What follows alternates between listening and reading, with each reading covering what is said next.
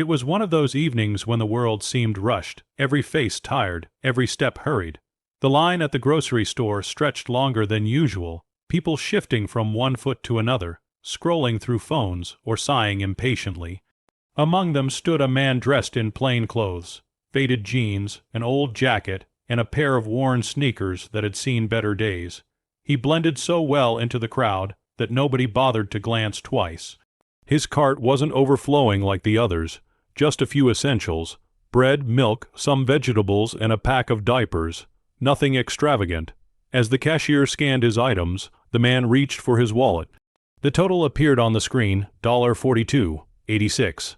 A small amount for some, but for many, more than they could comfortably spare. The man in front of him, a manager in his pressed shirt and tie, had been joking loudly with the cashier moments earlier. He looked back, saw the small pile of groceries, and smirked. "You know," the manager said loud enough for the line to hear, "I'll pay you double if you have a balance." The words carried mockery more than kindness. His friends chuckled nearby, finding humor in what they thought was a poor man's struggle. The cashier looked uneasy, unsure whether to laugh or stay silent. The man in the jacket didn't flinch. He simply looked up, his eyes calm yet piercing, as if he'd heard this kind of remark before. He placed his card on the counter, the cashier swiped it. Approved. The room fell silent. The manager blinked, trying to hide his surprise. "Well, guess you got lucky," he said, forcing a laugh, but his voice cracked with discomfort. The man smiled faintly, gathered his bag, and walked toward the exit.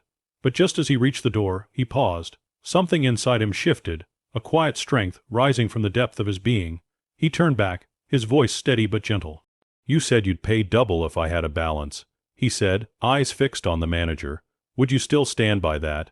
The manager laughed nervously, brushing it off. "Hey, come on, it was just a joke." But the man didn't laugh. Instead, he walked back to the counter and pulled out another card. With deliberate calm, he spoke again. "Ring up everyone's groceries in this line on me." The cashier froze. The people behind him stared in disbelief.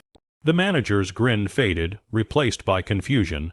The cashier hesitated. "Sir, that's," I said. The man interrupted softly, "Ring them up." One by one, carts loaded with food began moving forward. Mothers with children, an elderly couple on a fixed income, a student clutching instant noodles. All of them watching, stunned, as their totals disappeared into thin air. The man swiped his card, each time approved, no hesitation. The store grew quiet, not with mockery, but with awe. Some had tears in their eyes, others whispered, trying to make sense of what was happening. The manager, now pale, leaned in. Who are you?" he stammered. The man finally turned to him, his calm expression holding the weight of something greater than money. "You see me as a stranger in war, not clothes, but I'm the CEO of the company that owns this chain. I built it so families wouldn't go hungry, and tonight, you mock the very people I care for most." The manager's knees weakened. His arrogance crumbled into shame, his laughter into silence.